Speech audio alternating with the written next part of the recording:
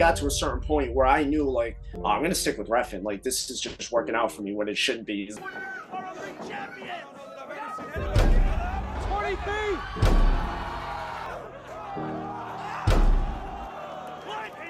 Your overall takes on what wrestling? All those shows were just solid. They hold up now. That match, man, that was a lot of fun. It was just wild. They went all over the place. Like, legit just went into the street, like, up to cars driving by. Tell me your experience being the manager for Teddy Goodz, being his own referee. It's fun, too. You know, I had fun because it's something I've never done before. Like, I never get to do the heel ref.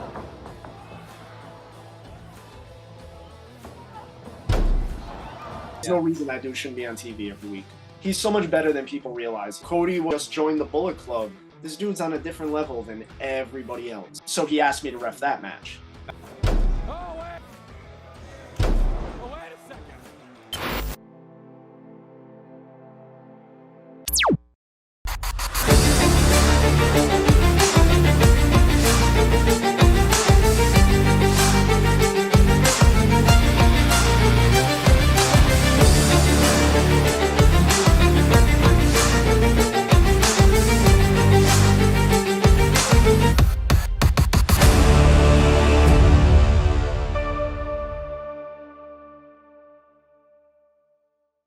All right, everybody, welcome back to the channel. Another episode of Best for Business. Now, a while ago, I pitched this idea, and everybody told me if I was deciding to do all referees, one guy's got to go first. Tony P, thank you for joining me. I don't know if I believe you, but you're too kind. Oh, absolutely. Everybody loves Tony P. Now, I don't even know if I ever asked you, what was like the introduction to wrestling for you? I was just always obsessed with wrestling growing up. When I was like 7, I watched WrestleMania 9, which is pretty much the worst WrestleMania of all time. But it was the first thing I ever saw, so I love it. I still watch it all the time. It's my favorite. And then going into indie wrestling, how did it turn indie wrestling? I was just obsessed with wrestling forever, so I would go to like WWE shows all the time. Like, I kind of knew indie wrestling existed, but as a kid, it's kind of like just something completely different. It's like I only knew it existed because of like public access stuff, like stuff your dad used to do, honestly. Yeah. That was indie wrestling around here when I was a kid, as far as I was concerned. So I would watch that sometimes, but I was just a WWF fan, you know what I mean? Oh, yeah. And then it wasn't until way later, like mid-teens, like I started finding out more. Like, I would go to some PWF shows around here. I think it was NWA New England. Oh, yeah. I went to a handful of those shows, a couple random things, but it was Ring of Honor when they started running. That would have been like 02, 03, something like that. I don't know. I'm not great with time, but when they started running, they did a show early on in Boston, and me and a couple of my friends used to go to every ROH show. I mean, we started going to every show between Boston and Philly for the first, like, excuse me, I don't know how many years. And that kind of hooked me. That was kind of the beginning of like that super indie type shit on the indies, you know what I mean? At least on my radar. And that's right around the time TNA started running too, and I was watching those. So like I recognized, like, you know, like Christopher Daniels or like AJ Styles, like, oh, those are the guys from TNA. Okay. Wow. So yeah, like I said, that got me hooked on ROH. We used to go to all that stuff. And then, I mean, we started going to like Jersey All Pro shows and some CZW stuff. Like, I went to a Best of the Best at the ECW Arena. Wow. I don't remember which one it was. It was early on. I think like Sanjay Dutt won it. Just started going a bunch of random stuff like that. That kind of kept me hooked on wrestling in general. You know what I mean? Once I started kind of like, there was never really a time in my life where I stopped watching WWE. But it was kind of that period where I was getting kind of like, all right, I'm watching this because this is what I do. I'm the wrestling kid. I'm obsessed with wrestling. But that ROH and that type of stuff really got me back into it big time. Wow. So a while ago, I think I've showed you the video. There's a video from like, I think it's ROH. I know what you're going to say. 2012. Kevin Steen like shakes my hand, and right in the back is a young Tony P. Yeah, that's hilarious, dude. Yeah, I was at that with Rich. You know Rich. Oh, yeah. And a couple of our other friends. Yeah, that's hilarious because I vaguely remember seeing you because you were that kid in the front row that went out with Kevin Steen. right? Like you had some kind of interaction with him. Yeah, he shook my hand, he taunted John Cena, and then like a year later, he goes and wrestles John Cena. So I probably was the reason why. Oh, dude, you're definitely the reason why. What do you mean? You gave him the rub. That's all he needed. Oh, absolutely. So you go to watching ROH and TNA. So when is the time you make that jump and decide that you want to be a part of it in some way? I never really made that decision until I was already doing it. It was weird. You know what I mean? Like, I always wanted to be I wanted to be a wrestler growing up. I mean, no one grows up wanting to be a ref, let's be real. And I was that kid that anytime someone asked, well, what are you going to be when you grow up? Like, oh, I'm going to be a wrestler. Yeah. But in my head, it was like such a, like, that's definitely what I'm going to do. Like, what do you mean? I never put any thought into anything else. Like, I had other things I was into and interests and stuff, but that was like, wrestling was like the only like passion I ever really had. It was the only thing that I was that like, no, this is my thing. But I'm also lazy. And you know what I mean? I never, once I got old enough to make it happen, I just never did. You know what I mean? Like, no excuse. I just never did. I had other stuff going on and other interests, like I said, and I just was never unlazy enough, I guess, to pull the trigger. Like in the back of my head, I thought, I'm not athletic enough. Like I'm not that I'm in bad shape, but like I'm not in like good shape, you know what I mean? And like I was smart enough to know like you kind of need that stuff, like you know what I mean? Just never really did it. And then one day a friend of mine had met JT Dunn, told her about the wrestling school that he was doing, which was at RWA in Providence. And she was gonna go start training. And she was trying to get me to go with her, just, to have somebody that she knew with her, makes things easier. And like, she knew I was always talking about wanting to do it. And I was just like, nah, you're crazy. Because by this point I was like, I don't know, 26, 27, something like that, which is young, but for wrestling, that's old. You know what I mean? And I was kind of like, no, what are you talking about? I'm way past that at this point. That's not a thing, not a thing. And then finally I was like, all right, I'll come hang out and like watch the class, you know what I mean? Just and be there. And I watched one training class and I was like, yo, I want to do this so bad. And I just signed up right there and just started training the next week. And I even still don't really think I thought I was going to do anything with it. You know what I mean? I think in my head, it was just kind of like, this is cool. Like that's a real wrestling ring. I get to like get inside it and like learn how to do wrestling stuff. You know what I mean? Like this is amazing. It's going to get me in good shape. Probably. I'm going to have a lot of fun doing it. Maybe I'll have a match at some point. You know what I mean? But that was it. Yeah. And then it just kind of snowballed from there. So you go from maybe saying you might have a match and saying prior that like nobody really wants to be a referee, but Tony P, you're one of the best referees in all of New England. What happens? Honestly, it was just part of my training as a wrestler. You know what I mean? JT Dunn, like I mentioned, he was who was running the classes with other, Trips was there. Kellen was there a lot. Anthony Stone was there a lot. We had great people, but JT just kind of brought it up one day because the school was connected to RWA and there was somebody that was training with us that was a ref at RWA, but he was ready to start wrestling. So JT kind of brought it up in class, like, hey, so-and-so is going to start wrestling now. That opens up a spot for a referee here at the school. If one of you guys wants to step up and, start kind of fill that spot and do it, that'd be great. Get you more ring time, like in a live show setting, just a different kind of experience to kind of add on while you're getting there, And I remember just crickets, you know what I mean? Everyone you could see in their eyes was like, no, And I don't know what, honestly, dude, I don't know what made me just be like, yeah, I'll do it. Like, that sounds cool. And that was it. So I just started reffing on RWA shows. Well, I started working on it a little more in class, so I kind of knew what I was doing enough to start doing it on RWA shows. You know what I mean?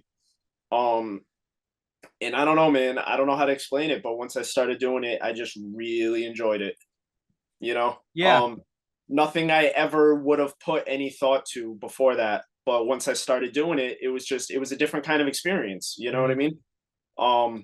So did you have a match like wrestling at all or no?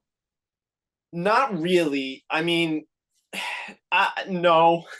Like I had a match at a RWA at an RWA show, but it was like a campground show. Mm. Like we used to do these campground shows every summer. That it was just what it sounds like. It was like entertainment for the kids on the campground. You know what I mean? It Yeah. was a bunch of people that probably weren't even into wrestling, but little kids running around and, oh, what's that over there? And them and their families sit and watch us. So it had nothing to do with like RWA storylines, Yeah. and nobody really saw it. I had a match there. Was your name Tony P? What was your wrestling name? Yeah, I don't know if I even had a name for that. It was like one of those. I started the match as the referee, but then like, he was kind of picking on me, and I pushed him back, and so me and him, you know what I mean? It was one of those. And then I had a couple of matches like later on, like you know, I'm sure we can get to it later on in our talk here, but like in XWA, I did like we did the tag match when I was shooting with Rich Bass, stuff like that. But like as an actual wrestler, no, I never really did anything besides like, you know, little practice matches in our classes, but not really, no. So when you first become a ref, do you remember that first match you refed? Oh yeah. How was it? It was fine. It was an RWA, like a hype taping, they used to call them at the chop shop, the old chop shop in Olneyville in Providence. Oh yeah. I did 2 matches on the show. The first one was Triplicious versus a dude named Jack Connor. He used to wrestle at RWA. And then the second match I did it was a tag match. It was JT and Shelly Martinez against Mike Montero and this dude Mike Santana that used to wrestle there for a little bit. Yeah, I did those 2 matches. That was my first show. It went well, you know. I mean, I did those 2 matches because they were people that I was used to from training. You know, there were people I trained with, or guys like Trips or JT. You know what I mean? Oh yeah. You know, I was put into a situation where I couldn't really fuck up too bad. You know what I mean? Yeah. Like from what I remember, I've never really gone back and watched it or anything like that.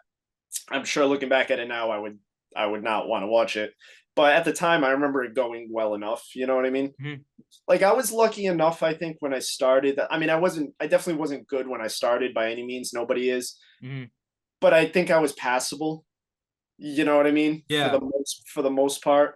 And so like it worked out until I started getting more experience to where I could start getting better, you know? Nice. Yeah. I think if I got in when I was like 16, 17, 18, like a lot of these people do, I probably would have shit the bed immediately, you know? Oh yeah. So as a ref from that first match you did, Triplicious and Jack Connor, to your most recent match, which I think was that the 3-way Live Pro? Was that the last match you refed? Yeah. So what do you think has been the biggest difference, or what has been the transition, you'd say, of Tony P, the referee? God, a lot. I mean, overall, it's been a long time. It's just, at the end of the day, it's like just confidence and comfortability. You know what I mean? I mean, that's what the very few times over the years when a newer ref does ask me things like that, that's kind of what I bring up. It's just about getting comfortable in the ring. You know what I mean? That's all it is. And that took me a long time. Especially at the beginning, it was so easy to get in there for these matches. And it's like, you know, obviously in a lot of cases, I would know where things are going, like what the finish is going to be, things like that. But I would still be so nervous the whole time, like being afraid that I would react to something they do in a way that they don't really want me to react, and I kind of mess up what they got going on. You know what I mean? Oh yeah. Like it's weird. It's reffing can be a mind fuck if you let it. You know what I mean? Yeah. Because it's like you got to find that balance of, you obviously need to get involved. You're there for a reason. That, you know, what I had to make myself understand is like, well, no, they're putting themselves in these positions because they're hoping that you react a certain way. Like I was still too timid and like afraid to step on anyone's toes. You know what I mean? Yeah. But you know, over time, you just and you know, being in front of people, especially once I started getting to other shows where there's bigger and bigger crowds, and that's a mind fuck in itself if you let it. You know what I mean? But the biggest difference, I mean, between now and when I started was just feeling like I belong there. So not being afraid to step on anyone's toes, like I said, not being afraid to make the wrong move. I fuck up all the time, you know what I mean? Yeah. But it's a fake sport, and once you learn how to get around anything, you can get around anything. Yeah. You and know? at the same time, like they won't realize you messed up, only you will. Yeah, there's so much of that. You know what I mean? There's so many times that like, it's the same thing for the wrestlers. It's like a package deal. You know what I mean? There's so Mhm. many things that like these guys might plan on doing when they go out there, and then things just take a hard left turn, and it ends up being a dope match anyway. Like you Yeah. said, these other people don't know. You No. know what I mean? That's just one of those things you have to get used to it, and you can only get used to it with getting all those reps, with getting the experience and just getting comfortable in the ring where you are. You know what I mean? Mhm. A lot of that too, a lot of getting comfortable like that for me was training to be a wrestler. You know what I mean? It Yeah. taught me so much about, because even after I started reffing, I kept training for years, you know. Mhm. Again, with even less of an intention of ever doing. By then, it got to a certain point where I knew like, oh, I'm gonna stick with reffing. Like this is just working out for me when it shouldn't be. It's like I'm not gonna, Yeah. you know what I mean? Oh, yeah. I'm gonna roll with it. But I kept training to wrestle for a while, and a lot of it was just because I enjoyed it. I enjoyed the physicality of it a lot more than I thought I would. Mhm. Um, I enjoyed, it got me in the best shape of my life. Um, Nice. I made friends with a lot of those dudes that we were guys and girls that we were training with. You know what I mean? So I just enjoyed the aspect of training, but it helped me. Like understanding the placement in the ring. Like there's a lot of refs that start refing that they don't have that knowledge because, well, one, a lot of them don't train, and that's pathetic, but that's the truth. Yeah. And even when they do, a lot of them don't train as a wrestler, Mhm. which isn't their fault. It's not the wrong thing to do. It's just I ended up in this unique situation where I'm learning how to wrestle. So I'm in the ring with these guys, and I know, all right, this guy's in this part of the ring. He's only going to go this way or this way. So I can stand right here. Like the Yeah. biggest issues that people have when they start refing is like getting in the way. Mhm. You know, I fuck up a lot. I'll admit that, and I'm sure we'll talk about that. But one of the things I've never fucked up is my ring placement. You know what I mean? Nice. I'm never in someone's way. If you ever see me getting somebody's way in a match, it's their fucking fault. Yeah. And I'm just being honest. I made sure I learned stuff like that. Mhm. Um, and that's just another thing. Once, especially some of these, you end up in these matches where it's like, you might be in a 16-foot ring, and it might be an 8-man tag match, and it might be a tornado tag match where they're not even tagging, and there's just people everywhere and flipping and flying, and you're gonna stay out of the way. Yeah. It's almost impossible. You Oh, know what I yeah. mean? Or you go to a place like Beyond where the fans are right up against the ring, and then it Mhm. feels even tighter. So knowing something as simple and basic and just a random detail that I'm going on and on about, like ring placement, it actually helps a lot. You know what I mean? Mhm. Again, it's those little things that helped me at the beginning when I still sucked. It looked like I was a little better than I was. Yeah. So when we talk about matches, even like tornado tags, do you have like a favorite style of match? Singles, tags? I remember what used to do the scrambles, hardcore. Like, what do you love? What's your favorite kind of matches to ref? I did almost every scramble match I want. Really? Oh no, Yeah, I I didn't hate know that. I hate scrambles. Mhm. It's just less for me to do as a ref. You Too know what I much, mean? yeah. Like, I like a one-on-one match at the end of the day. Um, just because there is more for me to do. And I like tag team matches if they're done Mhm. the right way. Like the psychology wise, there's a lot more you can do with the tag match. Obviously there's more moving parts.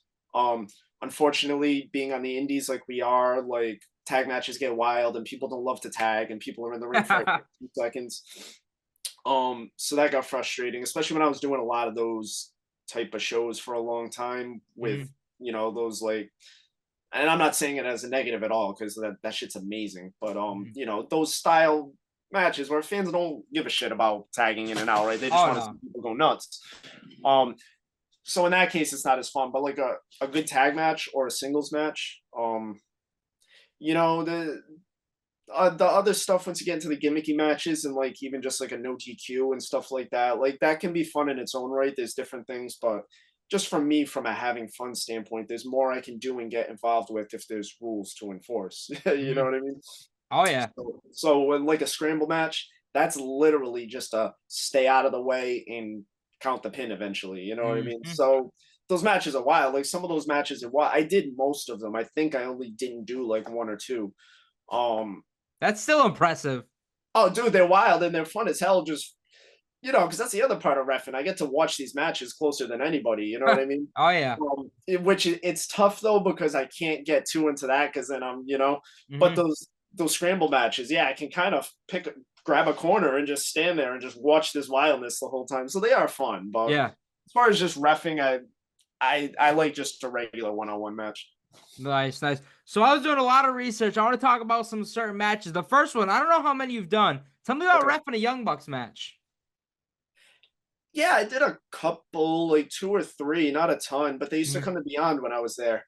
There was a period where they were booking them at Beyond a lot. Nice. Um, yeah, they were cool. Like I never had that much interaction with them, but Yeah. they were cool. Like I did they super kicked me one time in a match. I'm a terrible wrestling fan. I don't remember which one of them it was, to be honest with you, but one of them kicked me in the face. Mhm.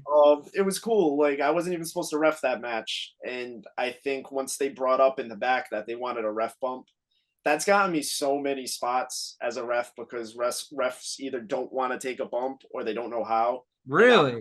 I'm always like, "Ooh, I can do that. Like I'll do Nice. that again because Yeah. I came to wrestle. So like you know, I can I can't do any wrestler type stuff like really well, Mhm. but I can take a bump. You know what I mean? It might Yeah. be a little ugly, but I can do it without dying, and like I can, try to make it look good. At least back then I could because I was doing it consistently. Yeah.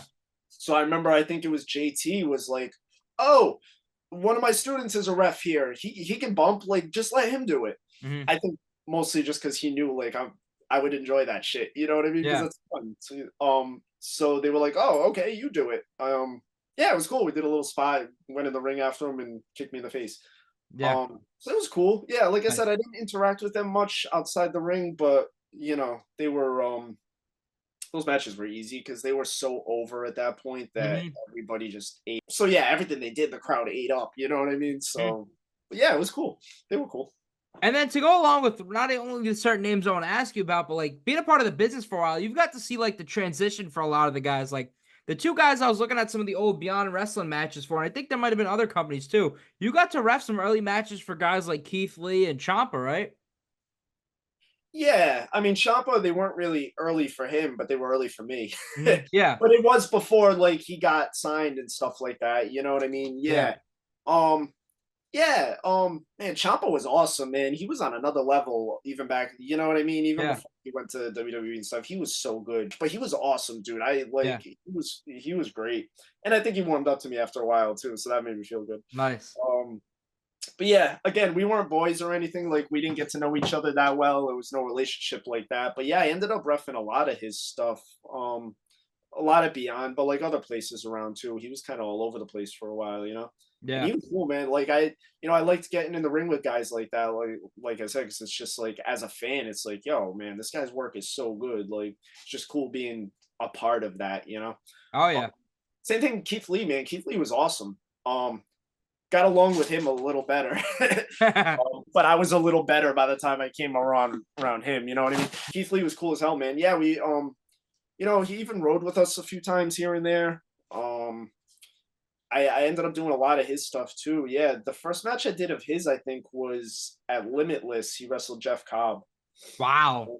Yeah, dude, and he did that pop up power bomb type thing that he did, Mhm. and they broke the ring. Really, like the boards in the middle, like Yeah, wow. yeah.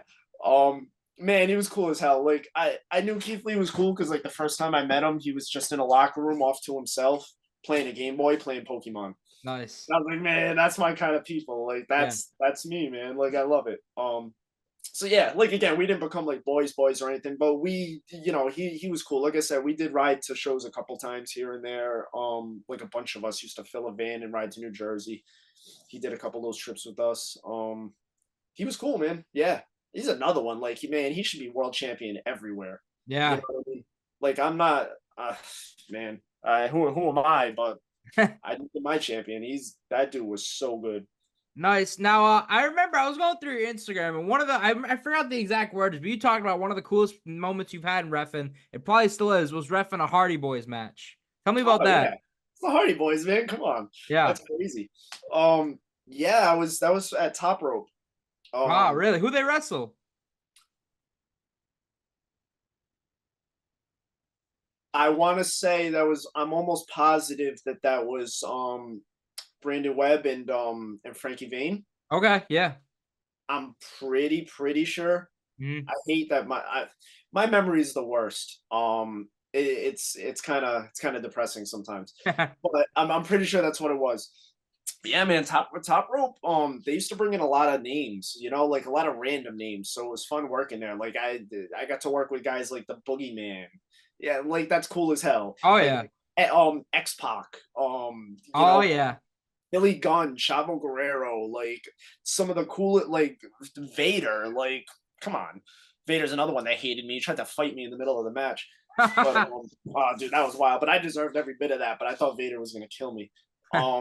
But yeah, dude, they brought in the Hardy Boys, and it was awesome. It was like they drew the biggest house they had in years, which of course it would. It was the Hardy Boys. Mm.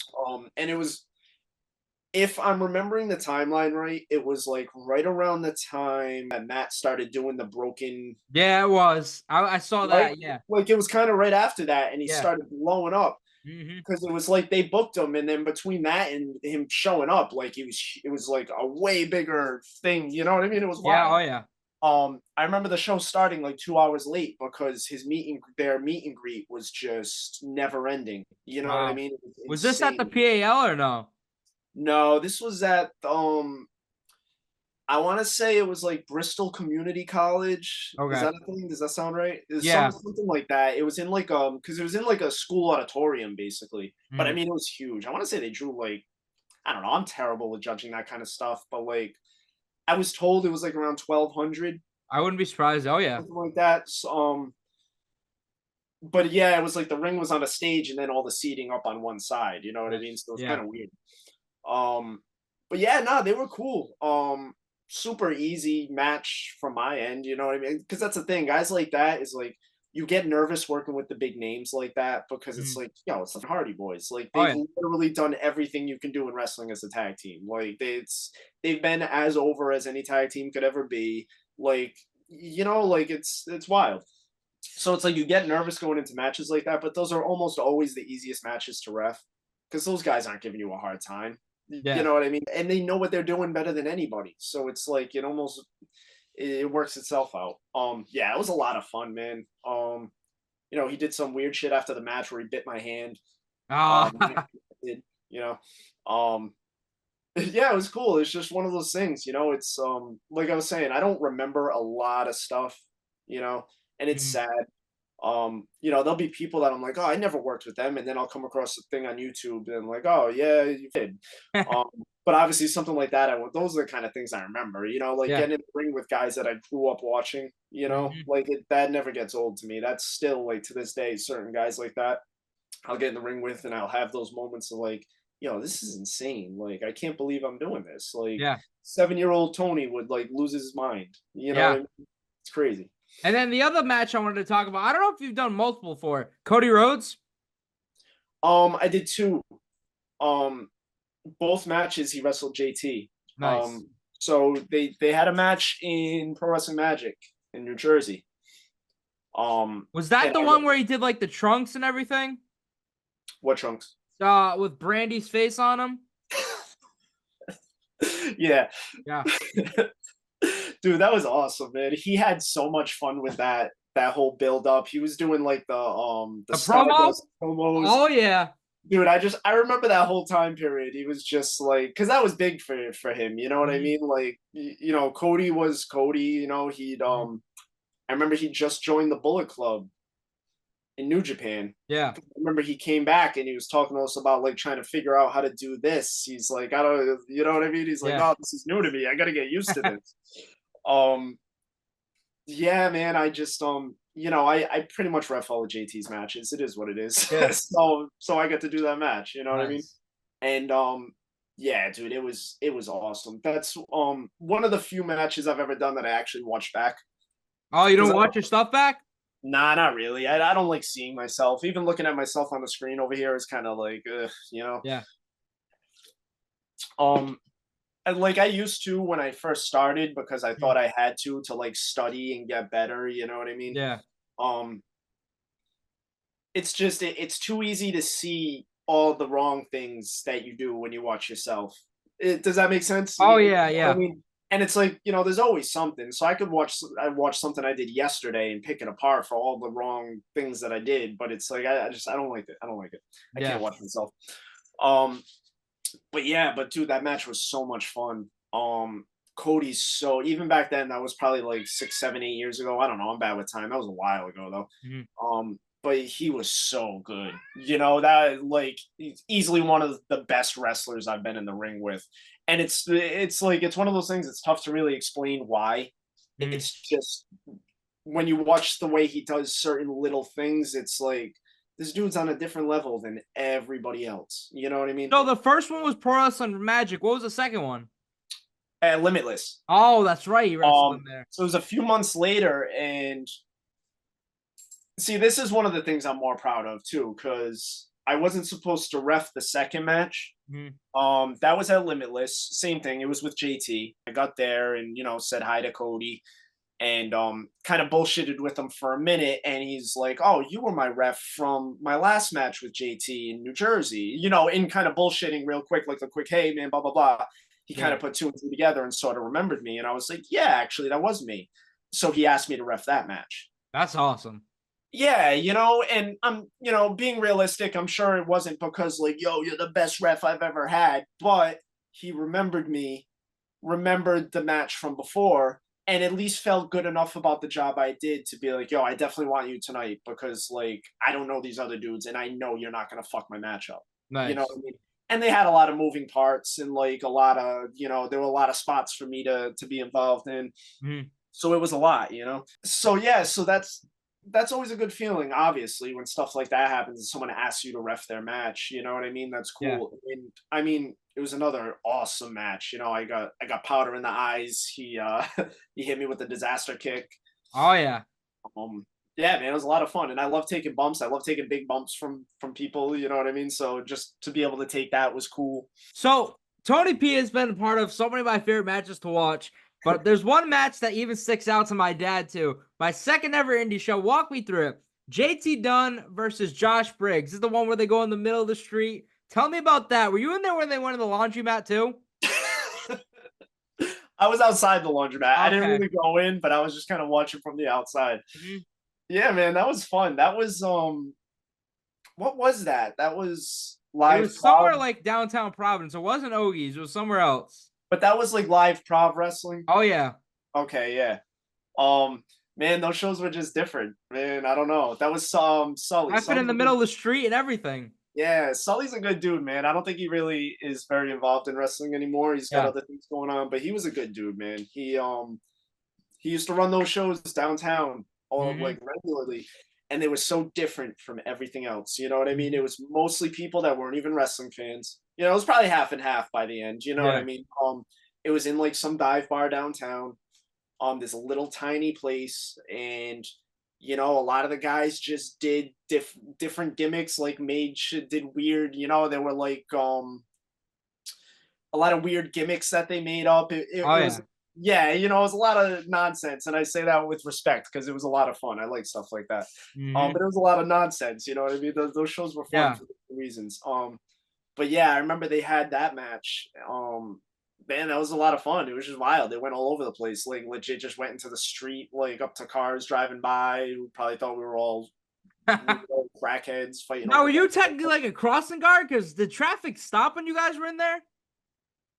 I mean, they didn't hit anybody, so it Yeah. stopped enough. You know what I mean? Like, I think there's a certain level of like, what the hell is going on? Like, Yeah. I don't think people really wanted to drive by yet. Hmm. It was weird. The people in the laundromat definitely did not like it at all. They were upset. They didn't know what was going on. They were kind of just like, "Yo, get the fuck out!" Like, what is this? Because it's also downtown. I mean, not that it's That's like the true. worst neighborhood in the world, but I'm sure they see their share of bullshit down there. So when that Hmm. happened, they're like, the fuck is this? Get out of here. Yeah. People trying to do their laundry. Um, but yeah, I do vaguely remember that match though. That was a lot of fun. Was that the same one where they broke the guitar? Yeah. Yeah, Against the that was wall. okay. And then I want to say it was probably JT that like jumped off the, The wall. Yeah. yeah, yeah. Um they ended up selling that guitar for some charity thing. Wow. They That's like, awesome. yeah, like him and Briggs signed it and somebody else signed it. I don't remember. And they like did some auction online and donated it to something. Wow. Um, That's awesome. yeah, that was fun too, man. Like that's another one of those random matches that I remember just because it was so random. You know, Mhm. like I end up remembering the things like that are just so different from everything else. Mhm. Like I'm sure it wasn't the technically best match I ever refed, but that was a lot of fun. Oh yeah, it's all about the memories. Now, when we go to memories, there was, I think it was for, I think it was Beyond Wrestling because it was Fat. Tell me about the time because you don't see it happen often. Brian Cage picks you up and throws you to the outside. Yeah, you know, that's another reason I did okay as a ref is because I was very small. Mm. you know, um, mostly because I can, it makes the other guys look bigger, and because they can do shit like that, man. When I tell you I just flew, like I was the easiest thing in the world for that man to throw. It was insane. Yeah, I don't really remember how that came about. I do remember there were like 20 people outside the ring to catch me though, so it was, Was it a scramble? I think it was like a 10-man tag match, Oh something yeah. like that. They did some kind of like Team PWG versus Team Beyond or like Team New England or Yeah. one of those type of things. Because it was like Cage, it was the Bucks, and oh god, I had it. Maybe like a no, see now I don't know. Maybe like a Chuck Taylor and like a all right, I can't remember anymore. But Yeah. yeah, I just remember bringing that up, and I'm like, yeah, okay. And then in my head, I'm like trying to picture it, and I'm like, I don't really know what he's talking about. Yeah. And then he picks me up to do it, and you can kind of see it in the video. He curls me that first time, and Yup. he says something to me, and then he starts doing it again. I have terrible hearing, Mm. which is really bad for a ref because I have to communicate things sometimes and like, ugh, but I make it work. But like he said something to me, and I had no fucking idea what he said, and I got so scared for like 2 seconds. I'm like, I have no fucking clue what he just told me to do. Like I'm gonna kill myself. But then you know what I mean? Like I said, I think I was so light for him. He could have done that with one hand. He could have launched me like Yeah. across the city. You know what I mean? It was fine. So yeah, that was cool. That was fun. I used to love taking bumps. So another thing you did, I don't even know if the company's still around, PWX, but you got to ref at one point a War Games match, I think it was. So how is that doing two rings at once? Yeah, that was wild. That was in North Carolina. Wow. Yeah, I just did that one show with them. I like got in a car with people and I showed up, so they used me. Yeah, you know what I mean? Yeah. That's how I used to get a lot of shows that I did. I would just show up there and 9 times out of 10 they'd be like, "Oh yeah, sure, I don't care." Damn, that's Um, awesome. oh yeah. So yeah, I did that. That was wild, dude. Like that was definitely the first time I was around two rings next to each other like that, you know? Mhm. Top Rope did it a couple times later on, like years and years later, because they were doing the battle royal with the two cage, Oh yeah. not cages, but just the two rings, you know. Mhm. But yeah, that was definitely a first for that. That was crazy, man. That was different. Again, one of those matches where I didn't really have to do anything. I was kind of just off to the side waiting for it to end. Mhm. But just being up close for that was pretty cool. And then another thing you did, I'm pretty sure you were the referee. Limitless Wrestling, speaking of cages, was the AG and Ace where the cage broke? Yeah. So what's going through your mind when this happens? Oh my god, it was chaos. That's just like that could have gone so much worse. Mhm. You know what I mean? Like that could have been like a total disaster. Yeah. Like it fell on the crowd. Yeah, man, that was wild. I remember seeing it fall. Like I said, it was like right at the beginning of the match, and it fell on the crowd, which is wild because that's like the beauty of indie wrestling. Because if that was like a WWE crowd, they probably all would have sued Vince. Mhm. You know what I mean? Like Oh, the pretended fans must have loved it. you know. But yeah, they were fine with it. You know what I mean? They were like, "Oh shit," and try to hold it up. It was just chaotic, man. Because I mean, they kept having the match because you're not just gonna stop and go to the back and like Mhm. restart the match. What are you gonna do? But it's also like it's a cage match, and you don't really have a cage now. Yeah. They went out there in mind that they were gonna have this, and it was the main event. It was a big blow off. Like they built to that. It was a big match, and now you go out there a minute into the match, you have no cage really now. That What do was you a do? minute into the match? Dude, it was really early into the Wow. match. Like it was really early because I want to say what it was AG outside the ring Mhm. climbing it maybe. Okay. and it came down. I don't remember, but I know it was really early in the match. Like, it had just started. Now, did just one door come off? Was that it? So it was one of the whole side things came down, like one of the walls. You know what I Wow. mean? Yeah. Yeah. That was the first view, I bet. And yeah, first and only. Poor Kevin Quinn was outside the ring at the door, and it hit him and fell right on his head. Wow. Yeah, Quinn's got some of the worst luck with getting injured when he shouldn't. But it was just chaotic because, like, I mean, those guys are good. Like, I love AG, I love Ace. They're both good enough to where they worked around it and Nice. still had a match. You know what I mean? I'm Yeah. sure it wasn't what they wanted it to be. I think the crowd gave him a little leeway with it, but it was also it was a really good match anyway. You know what I mean? Nice. And it was unique. I mean, the crowd loved being part of it. Mhm. By the end, the crowd was holding the cage together. Like, the Wow. front row stood That's up. awesome, though. Yeah. I remember poor Randy, the promoter there, flipping out the whole time. I mean, rightfully so. He's panicking. You know what I mean? I remember him running up to the cage and telling me to tell them not to touch the cage anymore.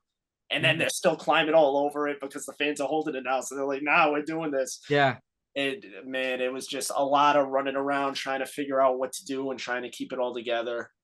I was telling those guys in the front row because at one point, like I said, they kind of got up and started holding the cage up.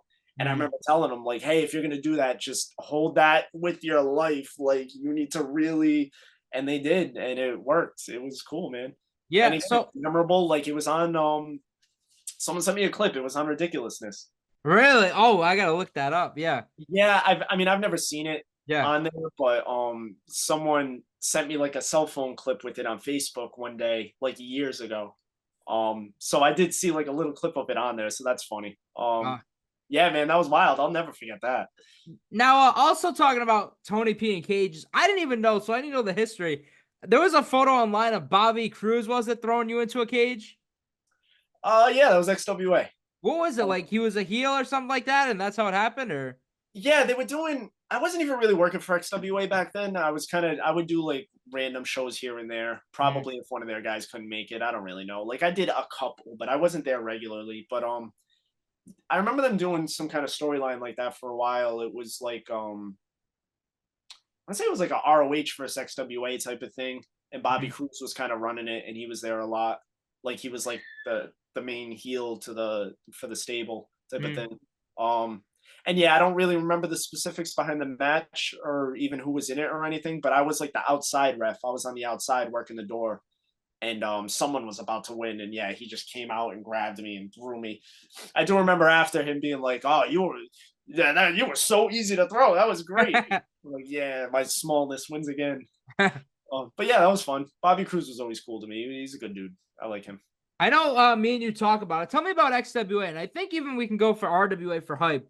What was it like having a show that was like weekly shows that like would build to a bigger show rather than like a lot of the indie shows we do now is just like one big show? Yeah. RWA did that. Obviously, they had their building that they could run out of. I mean, it wasn't every week, but when I started, I mean, I feel like we were doing shows every like couple weeks, maybe a couple a month. I might be wrong, but Hype TV, right? yeah, they would put them on YouTube. Mm. They had like a whole YouTube series, so there was a lot of them. Yeah, that's cool, man. And then XWA, to take it further, because that was every week. Man, that was so important. Like, I mean, that's how I got my regular job at XWA, was doing those Thursday shows, those weekly shows. Wow. Because he never, like I said, I was never like a regular there. I did like a couple shows here and there for them, but then I started showing up to those Thursday shows.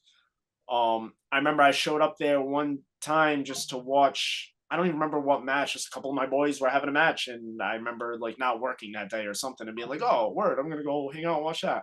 And as soon as I got there, Jose ran up to me like, "Oh, do you have your stuff? Can you ref?" So I was like, Wow. "Oh, yeah, I can." So then, man, I did like every Thursday show for so long after that.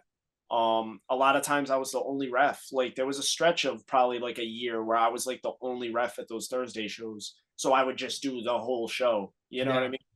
And I mean, those reps, that experience made me so much better. It's like I was talking about before, just being comfortable in the ring. Like that only comes with being in the ring. You know what I mean? So to be doing those like 3-hour shows, never leaving the ring, like doing every match, you know what I mean? A lot of times not knowing the finish because I'm not back there with these guys during the show. I'm out in the ring the whole time. So, you know, now I have to just rely on my instincts better.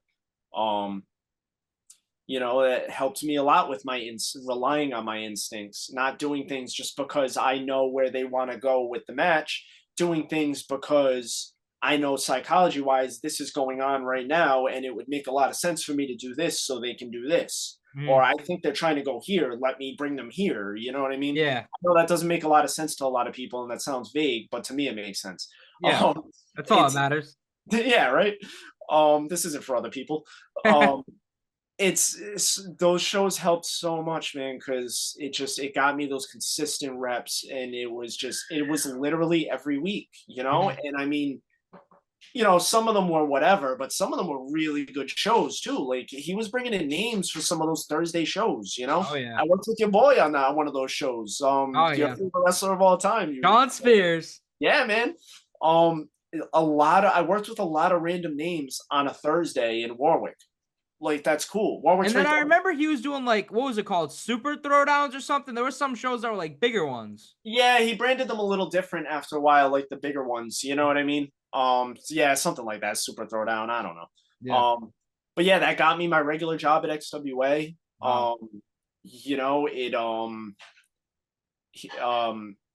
he made me the senior official at XWA. Oh, I love that, laying the law down right there. Yeah, you know, in most places that doesn't really mean anything. It's a fake title that they just give to their favorite ref to make them feel good. And it's cool. I'm not like shitting on it, but it doesn't actually mean something. But at XWA it did. You know, it got me a bump in my pay. Like he kind of put all the ref stuff on me. It's like, you know, you set the match assignments on the shows. You I don't want to say book the refs because he kind of already had his guys that he was using. It's not like I had to go out and book people, but you know, if something didn't work out for a show, it was kind of up to me. You know, any issues during the show that had anything to do with a ref or whatever went through me. You know what I mean? So it felt good to get that little bit of responsibility. Felt good to get a little more money. And I got to do whatever match I want for the most part, selfishly. You know what I mean? And some of those XWA shows, man, had some wild, like I got to do some crazy shit on XWA shows. Like I got to work with Rob Van Dam. Like that's cool. I was an ECW fan like 20 years ago, 30 years ago, whatever that was. So like to work with a guy like that is cool as hell. Was that the Rob Van Dam, John Morrison? Yeah, it was one of the Resolutions. Main event. Tony P laying the law down. Love that. Man, it was cool as hell. Like it was so much fun. Again, that's one of those matches. Those guys are so good. It's so you get so nervous, but then you get in there, you're like, this is the easiest thing I've ever done. Like this shit works itself. You know, I remember they gave me a little something in the match too. Like they ended up doing you know, one of them just did like a back roll out of something, you know what I mean? Which is a back roll is a pretty basic roll that, you know, you learn that day one at wrestling school, you know what I mean? It's but like the crowd popped for it more than they should have, you know what I mean? So then like RVD like it was like, oh yeah, hold on, and like he did one and the crowd popped. So then they tried to get me to do one. Like they pointed at me and the crowd's like, yeah, okay. And so I went to do it, but I'm a geek and I have my own weird sense of humor, the things that I think is funny. So I tried to pop myself and I went to do it and I like got caught and I couldn't roll, you know what I mean? Because I'm like, oh, let me look stupid when they can do it and then the fucking ref can't do it and let them laugh at me and carry on, you know what I mean? Oh yeah. So I did that and I got up. I mean, nobody laughed. Everyone was just like, is this kid serious? You know what I mean? And RVD looked at me, he goes, really?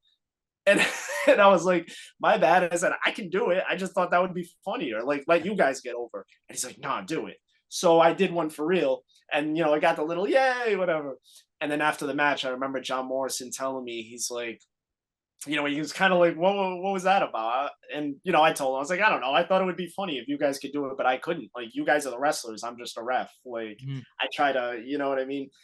And he's like, listen, I know you learn to fade into the background and not take the attention, but if someone tries to give you something, take it. And I was like, yeah, okay. And that's so simple and a nothing, but that was one of those simple nothing things that popped in my head of like, yeah, stop being so afraid of taking the spotlight all the time. Because I'm Mhm. not taking the spotlight, you know what I mean? Yeah. But as a ref, you're taught from day one to fade into the background. The less you're seen, the less you're noticed. If someone doesn't notice you the whole match, you did a good job. You know Mhm. what I mean? Like, and that's why, like I was saying earlier about like, I used to like react like over the top and stuff. And fans would always make comments to me about it, about like, oh yeah, blah blah blah, like it was cool. But the Yeah. rest fucking hated me for it. You know what I mean? Because they're Mhm. like, what the fuck you doing? You're trying to take the attention away from it. And it's like, in my head, that was never what I was doing. I thought that I'm just reacting like a normal person. Like, I don't know, man, if I'm walking down the street and all of a sudden someone gets kicked in the face, I'm going to be like, oh shit. You know what I Yeah. mean? But the other side of that coin is, well, yeah, but you're not just some dude walking down the street. You're a fucking referee who's supposed to be used to seeing people get kicked in the face. You know what I mean? But one more thing I wanted to ask you about. I don't think I've asked JT, OG, none of that. You were part of, how cool was the PAX East event? Oh my God, dude, that was the coolest thing in my life. Yeah. That was awesome. I love Teddy Goodz for getting me on that. Like, he's the Mhm.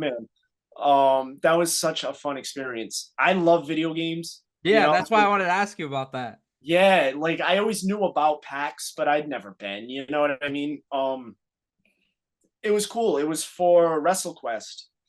Um, it's like a it's like a RPG that ended up coming out like about a year ago, I think. Mhm. And yeah, these guys made this video game. It's like a old school looking like role playing game, but with like wrestling themes. Like, so it had wrestlers in it. It's about a wrestler, you know what I mean? So it's not like a Oh yeah. wrestling game, but it's like it was like a Macho Man type thing in it. Like, it was cool. And yeah, they were trying to launch this game, and one of their big promo things is, we're gonna build a wrestling ring in the middle of this convention hall, and we're just gonna have wrestling shows all day. That's genius. Dude, it was cool as hell. Yeah. Um, the ring was the worst. I mean, it was It was like, boxing. It was like a boxing ring, right? dude, I think it was a boxing ring, so nobody wanted to bump in it because it's Yeah. just stiff. I mean, the biggest difference with a boxing ring is there's absolutely no give to it Mhm. whatsoever. I mean, the thing's like concrete, and that's what this was. Are the ropes flimsy too? Probably. I don't really Yeah. remember, but probably. Yeah. I remember it was a super tiny ring too. Like, I don't even think it was 16 feet. I don't even think it was a perfect square. Like, it was weird. Yeah. Um, but man, it was so much fun. We were there a couple days. We did like 4 shows a day. Um, yeah, it was just a lot of fun, man. Because then we're just hanging out at this video game convention. You know what I Mhm. mean? Just running around, like taking pictures with Luigi, and like, playing all these demos of all these games, like, yeah, trying to get free swag from all these people passing out pins and like flyers and just, yeah, give me all this free shit. Yeah. They were selling a bunch of dope video game stuff. I think JT bought this crazy like controller, Like, like, oh yeah, he showed me about that. yeah, those things, man. We were looking at those controllers for a while. They were crazy. Man, that was just so much fun. That's what I love wrestling for now. Is like, I don't expect to like go to a major company at this point or anything, but I love doing shit like that, man. That was such a fun experience. Like, my two favorite things together, just for a weekend of just weird wrestling. It was awesome. Nice, nice. Now, I see it on your shirt. I have the belt behind me. You'd mentioned Rich. You mentioned JT. So you must have been boys with them throughout the process and been aware what was happening. So Oh yeah, walk me through like your overall takes on what wrestling. Because I Rich. loved what. Rich owes it all to me. So I'm gonna take credit right now. I hope he sees this. Oh yeah, he definitely will. For him even getting around wrestling to be able to run a promotion. So I'm the reason you're a champion. I So love it. Perfect. all right.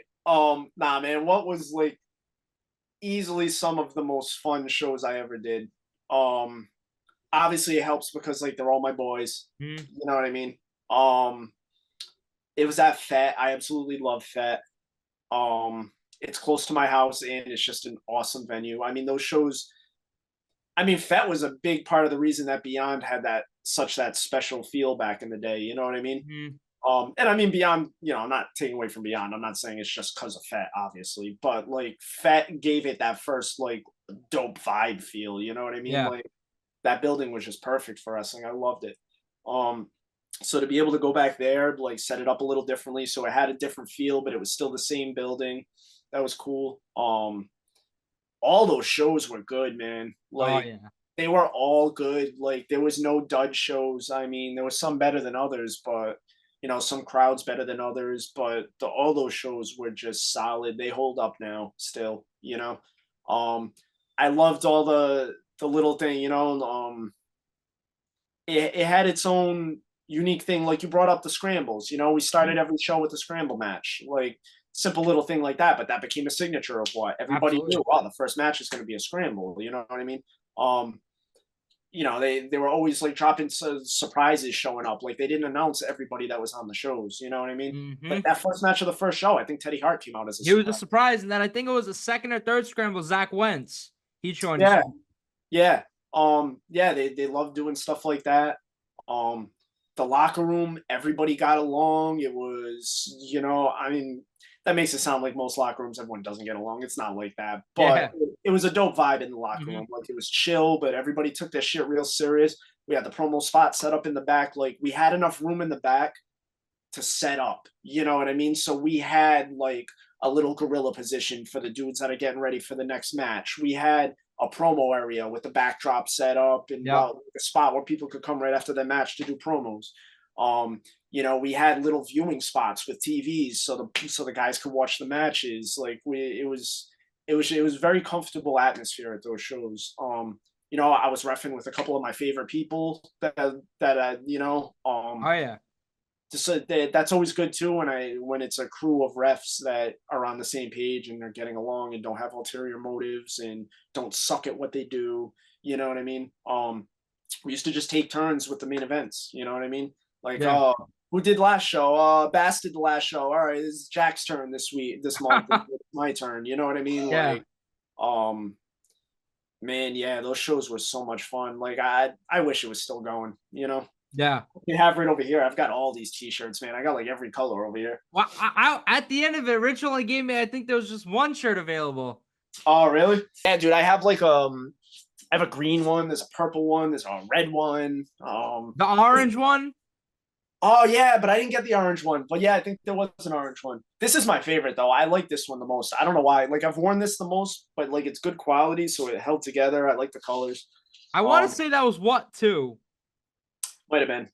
Yeah, it might have been. I still have like, I don't save stuff from shows that I do, but I still have all the posters from those shows. I used to have every single one of them on my wall. Back when I lived by myself and I could get away with doing stuff like that. Yeah. I remember asking Frankie though. I had that big banner on my wall in my house. That's what I was going to talk about. I asked Frankie because he gave me 2 flags, but I said, Frankie, which one is the original one? He gave me one that has like zip ties like at the end. So he's like, it could be that one or it could be with Tony P. So it's probably with me. But I want to say I don't even have that anymore. I think I gave it back to Rich when I moved. Because I couldn't keep it on my wall anymore. I've got my soon-to-be wife lives with me. We got kids and stuff. Yeah. I couldn't have all my wrestling stuff all over the place anymore. So I want to say I gave that back to Rich. Okay. But I'm pretty sure the one that I had was the original. The one they did like promos. Look, I love this. This was the Lance Storm ref shirt. Really? Yeah, I snagged it. Is it true that you made those? Yeah. Wow.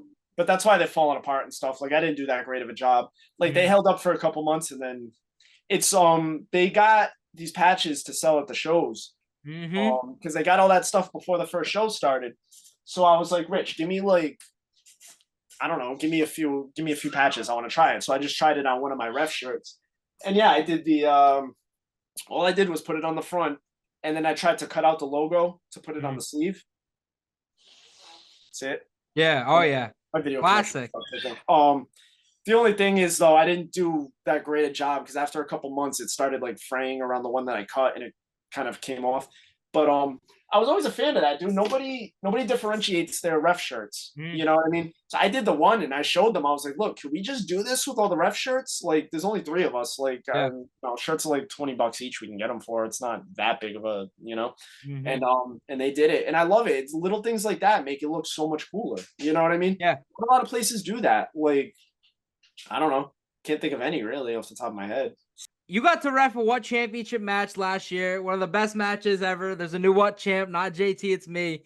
But JT said a statement, which is true. It was like something along the lines of like, what crawled so Fight Life can run. So being boys with Frankie, being a part of this journey for Fight Life, what have been your overall takes on Fight Life? Because this is kind of like the new What. Yeah, it's almost like a spiritual predecessor to what, because there's not really direct connection. Like it's not the same, but it kind of is. Yeah. Frankie got very involved with what. I wanna, I don't want to speak for him, but from the way I remember it, that was his first time getting really involved with the promotion. I mean, he was involved in and around wrestling for a long time. He was doing the video stuff for a while. Best production guy in the business to this day. Oh, he rules. And I really mean in the business. Like that dude could go work for WWE tomorrow and fit right in.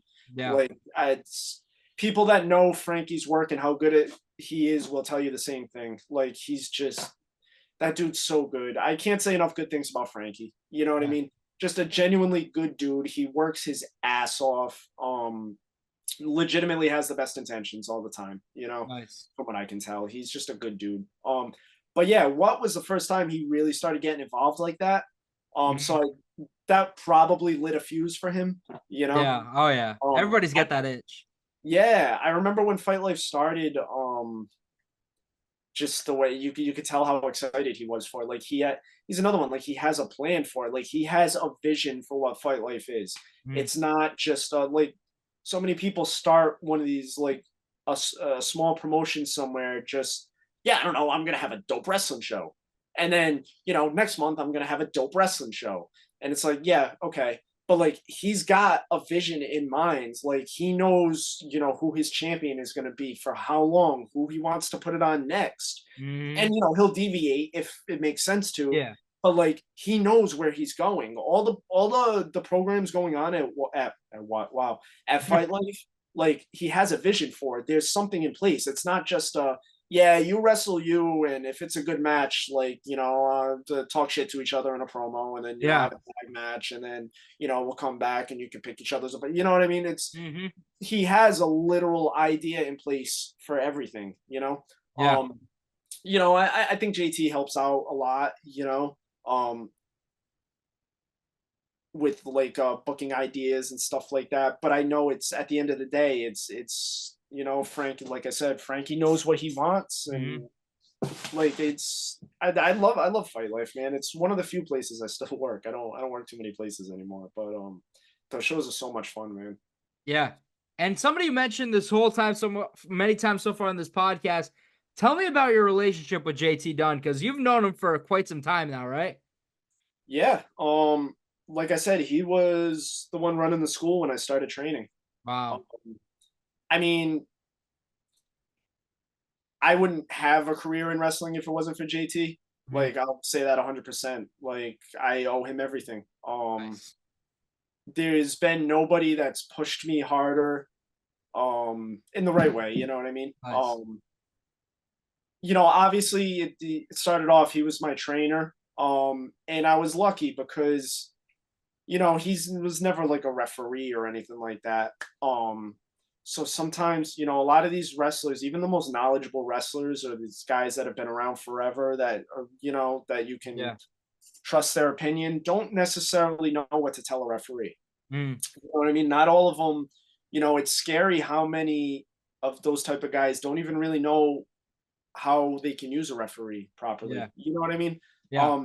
It's just sort of a different part of the puzzle that not everybody's versed on, you know what I mean? Or they might know what they like in a referee because they're working with them, but they don't really know how to convey that, how to explain it, how to teach it. You know what I mean? Absolutely.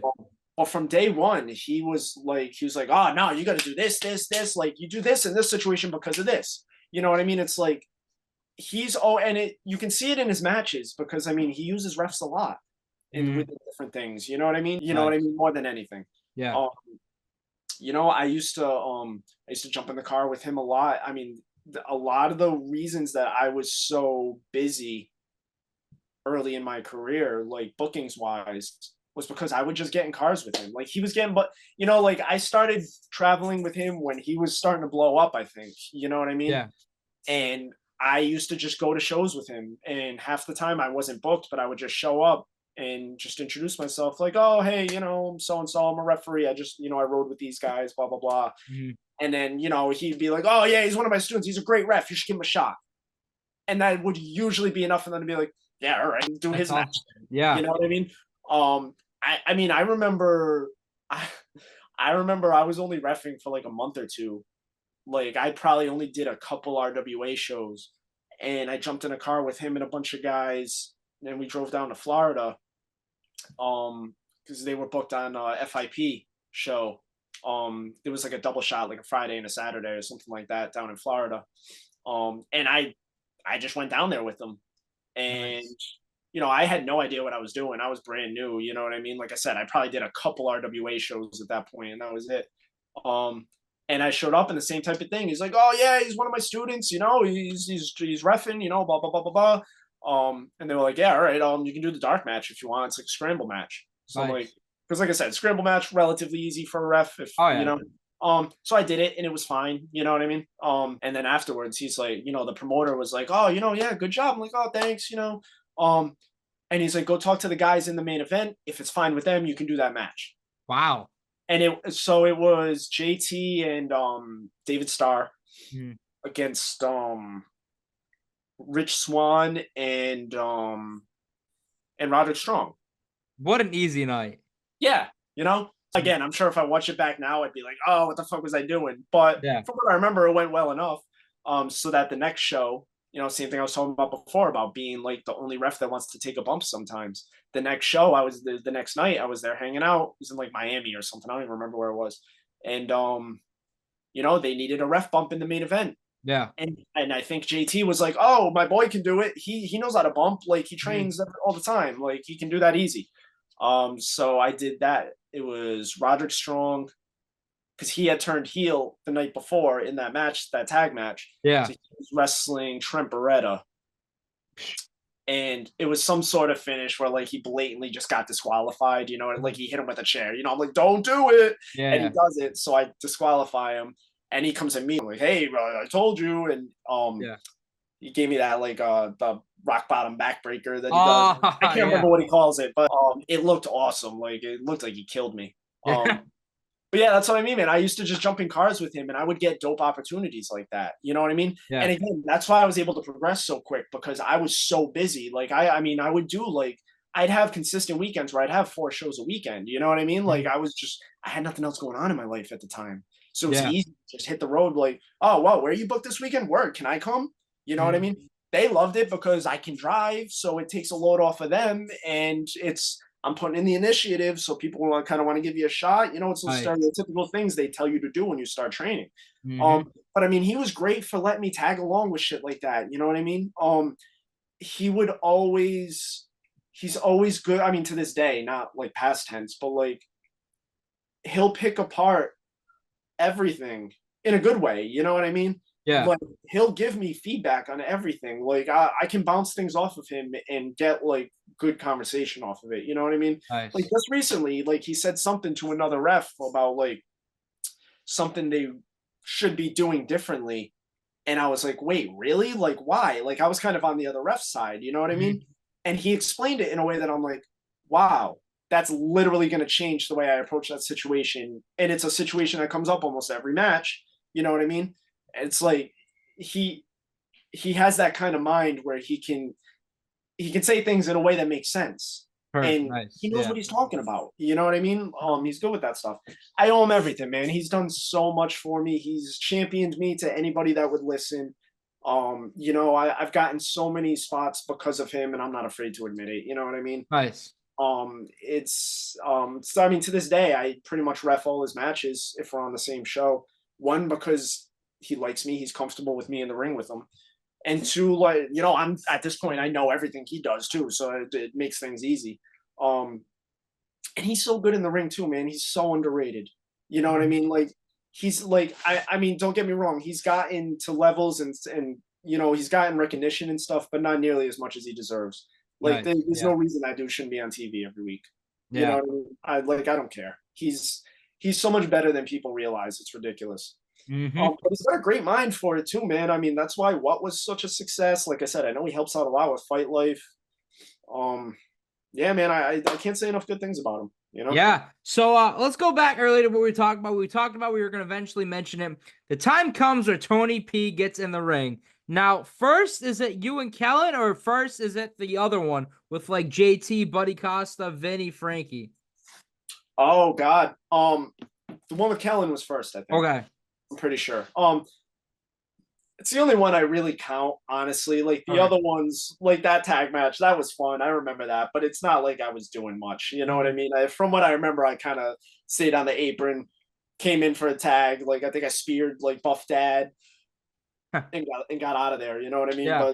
But the other one with Kellen, that's the one that I consider like a real match. You know what I mean?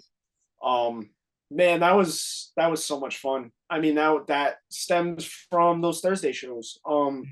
There were periods of those Thursday shows where we kind of respectfully kind of just did whatever we wanted. It was just like some of them we had that freedom to, like, you know what I mean, just do things. The way I remember it, it started with just me and Rich Bass going at it, you know. He was like the big heel manager there at the time. He wasn't reffing at that point in XWA. He was just like a manager. He was with Trips. And, you know, it just started with us butting heads. Like, you know, he probably bumped me in a match and then I did this to him. And, you know, it felt like we were going back and forth forever. Like we dragged that on for a while. I mean, in a lot of ways, just because we had so much fun with it. Like you know, we were all boys. So we kind of did our things together there. You know what I mean? Yeah. Man, I don't remember whose bright idea it was to let me have a match out of it. Yeah. But it was fun, man. I mean, Kellen's the man. I love Kellen so much. He's another one that has just always been awesome. Like I said, he used to help out a lot with the training back in the day. So like I've known him since day one, you know. And Kellen's just a good dude, man. He's another one you want to talk about underrated. Jesus Christ. Yeah. So good in the ring, it's ridiculous. Yeah, I mean, I don't remember all the details on how it came together, but yeah, it was me and Kellen against Bass and Trips.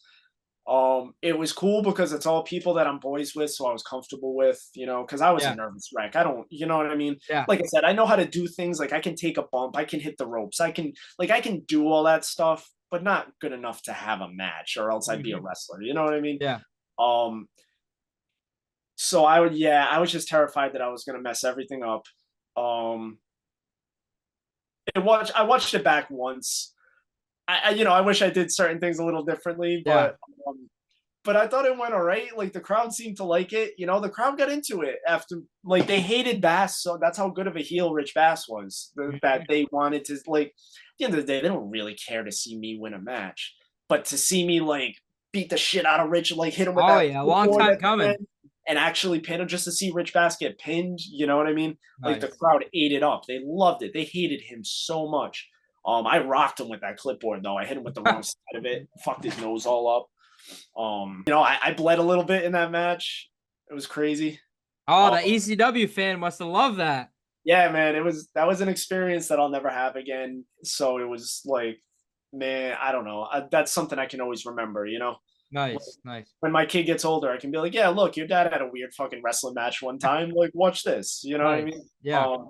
Yeah, it was cool, man. And all those guys are just, you know, I mean, this is another one. You want to talk about somebody who's just so good, it's ridiculous. You know what I mean? Like, I feel like people didn't. It seems like he's starting to get more credit nowadays, and that's good, because that dude, since day one that I met him, was always so good in the ring. It's insane. And like, not enough people realize how good Tricka is. Sorry, I call him Tricks. But man, it was so much fun. A lot of that XWA stuff was fun. Like, I remember leading up to that, we had a match where me and Rich Bass were handcuffed at ringside. Oh yeah, I was there for that one. So of course you were. Yeah. So like he couldn't get involved. You know what I mean? Working with Bass was a lot of fun, man. And like, you know, like those, like it would always be like, for a while I was with Bass like every weekend, like between XWA, and then we would ref together everywhere else. You know what I mean? Yeah. He's a good dude, man. He helped me. He was one of those refs that really helped me out. Like I said, JT is like the guy I give all the credit to. But as far as like referees go that helped me out, I mean, he's near the top of the list. Like, Nice, nice. that's was the man. Yeah. So as we're wrapping up, Tony P, we still legit have like half a page of notes still. So I already told you we're gonna do a part 2. We'll do it in person. However, before we end, the one thing that I've loved from Tony P in these past few years, tell me your experience being the manager for Teddy Goodz, being his own referee. How was that? That was fun. That was something else, man. Yeah, you know, I've never really done like the heel ref thing before. So that was cool. It's a tough thing to do because you can't really bounce back from it easily if it's someone you go regularly. You know what I mean? There were loose plans to do it in XWA back in the day. Really? For who? So there was a show called DTA. Yep. You remember that? Was that?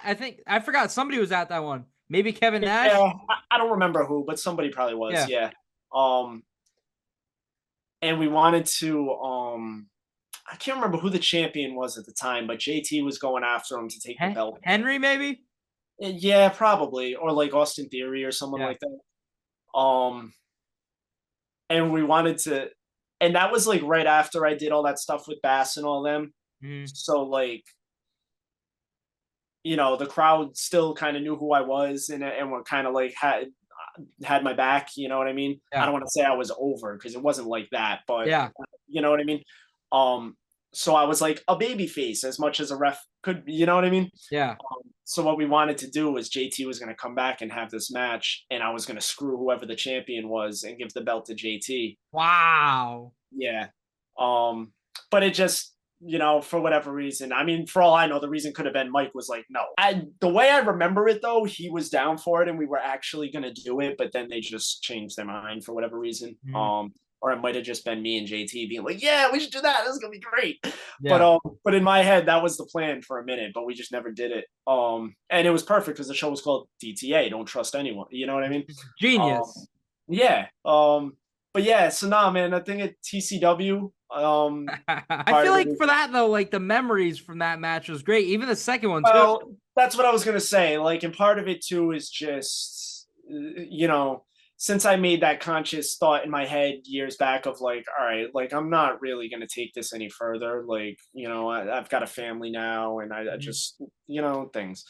But I kind of let myself have more fun in situations, you know what I mean? Right. So that was one of those. I was like, yeah. So I was like, yeah, all right, fine. Like Teddy talked me into it. I love Teddy. Teddy's the man. He's you know, all your rules. You know, like Dick Lane's there. Dick Lane's the man. Like I trained with Dick Lane when we started. We started together. Nice. Went in different directions, so I'm not around him much anymore. But he's a good dude, man. And, you know, I like some of them. It's just you didn't know what to expect, I feel. No, I had no idea. Yeah. And we went out there and we did it. And, you know, we did our little thing. Like you said, I was like, I played the role of like Teddy's like, yeah, I'll come work for you fucking guys, but I'm bringing my own ref because I don't trust all you shit bums. Like, nice. You know, one of those stuff. And, you know, I just come out being an asshole. Like, yeah, remember I wore an earpiece because Teddy did AEW that week. Like he did like, the AEW YouTube show that week. I forget what they call it. Dark? Yeah. So this was like right after that aired. So, you know, I wore an earpiece and he cut a promo. He's like, Tony, you got your phone in? He's like, let me know if Tony Khan calls or if Vince calls. Like, well, you know, I got to take that, you know, just, you know, fun heel shit like that. They ate it up. You know, it was for the most part went very well. Awesome. Yeah. Oh yeah. Sometimes shit bums be shit bumming. Yeah, but for the most part, it was a lot of fun, man. Nice. So yeah, we went back and did another one. He wrestled Dick Lane, like I said. So I was that match was good too. Oh, dude, yeah, that was a good match. Hell yeah! Like I said though, Dick Lane's good. You know what I mean? Like, I like Dick Lane. Nice. They had a good match. That Nice. was fun too. I had fun because it's something I've never done before. Like I never get to do the heel ref shit. It's a hard thing to do somewhere that you ref regularly and then bounce back and be like, nah, guys, forget about all that asshole crooked shit I did. Like I'm just a normal ref now. Forget about it. Yeah, that's I've been true. doing it forever, just trying to go back to being a normal ref. Yeah. Like there's ways to do it. Yeah, man. It's I don't think it's somewhere I'm going to be regularly. But I got to do those few shows with Teddy. It was fun, man. It was fun. Nice. Nice. So, Tony P, like I said, we still have half a page to go. So we're going to do a part 2. We'll do it in person, everything. However, I end every interview the same. Tony P, the day you decide you're done reffing, you decide it's time to hang up the stripes. What do you want your legacy to be remembered for in pro wrestling? Oh, geez. I don't know, man. Like, refereeing's weird because, like, I don't expect fans to remember me after I stop. You know what I mean? And I don't say that as depressing as that sounds. I said it out loud. That sounds kind of sad, but like, I don't mean it like that. It's just, I know it's what you mean, though. Yeah. the truth. You know what I mean? Like, there's fans now that remember me because I do a lot of consistent shows that they go to. But when I stop, they're not going to remember me. You know what I mean? So I don't really think about it like that, but I just like it'd be cool to know that the people that I worked with, the guys and girls that I worked with in the ring, will remember me as like as someone that helped. You know what I mean? Someone that helped their match out. Or a ref that they liked working with because it made this easier. You know what I mean? There's a lot of parts to being a ref that even the smartest of these smart marks don't even know exists. You know what I mean? And it's not up to me to sit here and explain to everybody. Yeah. But it's cliche to say, but it's so true. A good or shitty ref can easily make or break a match. You know what I mean? You could have two of the best wrestlers in the literal world.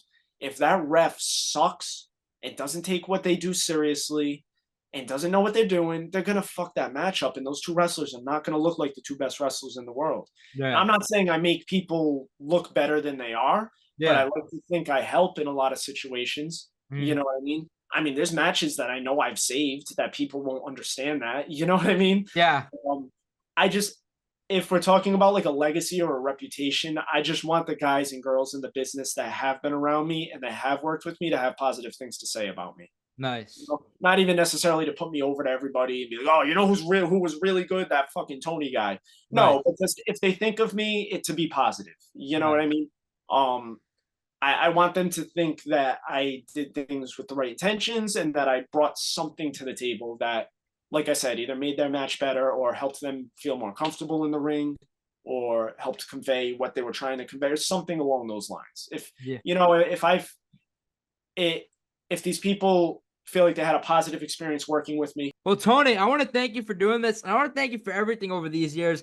Like, it's crazy. I met you when I was like 12 years old, going to fans, drawing pictures, and now I'm working on shows with you. So thank you, man, for everything. I even got to call a match with you. Dude, it's awesome, man, because I legit remember you being that little kid coming to the shows. I still have that picture you drew of me. The fact that you're here now doing things, it's awesome, man. And like, we all see you. We all, I know everybody tells you so you're sick of hearing it, but man, nobody keeps saying it. Yeah, man, no, I don't see anyone working harder than you. Appreciate it. Thank you. Dude. We've talked about like the commentary specifically. There's a handful of good commentators around here. I'm not saying like everybody sucks. You've gotten to work with a couple really good ones. Like there's some good people out there, but there's not a lot. I mean, in our area, like there's not that many.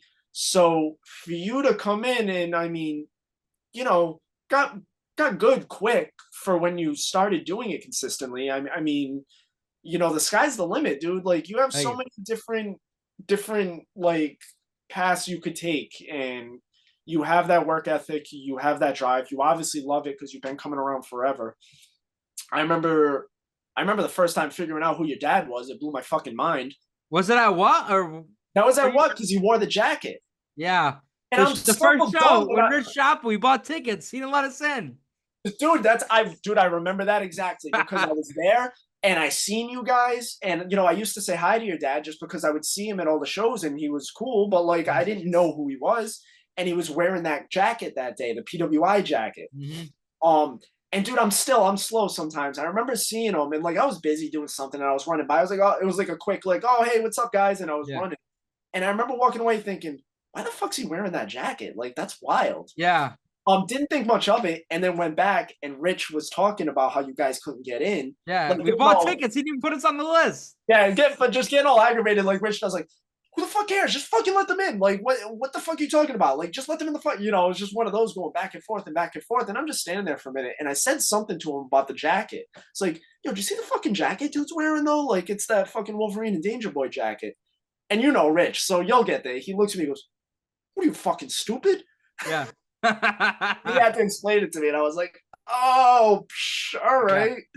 But yeah, man, like we got to commentate recently on a live pro show. Fight Life. Boathouse Brawl. Dude, that was cool because again, that's something I never got to do. Like nice. It was like a RWA show forever ago that like I did 1 or 2 matches on commentary. But I don't really remember it. I don't think it was even recorded. You know what I mean? It was just one of those things that was screwing around. I probably wasn't taking it that seriously. To get to do it with you, man, that was fun because that's just another thing that's like, all right, I don't necessarily have aspirations to be a commentator, but that's another thing I can do that I've never done, and like that's an experience, man. That's awesome. I got to do it with you. You know what you're doing, so it was easy. We had a Boathouse Brawl. We had a blast. Dude, we had fun. I mean, I only felt bad because I saw clips after, and there was the part where they kind of went down the grass and we couldn't see because we didn't have a monitor for that show, so we were just watching the ring. So we had no idea what they were doing for like 2 minutes, and they were doing some pretty wild shit, and we were kind of just like dicking around because we didn't know what was going on. So I kind of felt bad about that. Yeah. But I don't know. Frankie loved it though, like because I didn't see the whole match, I didn't hear it all, but he said we did great, and nice. So I'm proud of that, man. That was fun. If we get to do it again, I'll jump in there. Absolutely. Let's do it again. And Tony P, thank you for doing this. Let's do a part 2 down the line. Oh, dude, I'm down. I never know if I have interesting stories, but I'll talk about wrestling forever. So perfect. I'll definitely, if you run out of guests, I'll definitely do another one of these. Perfect. Thank you for Tony P for doing this. And thank you everybody for watching this episode. This was Best for Business.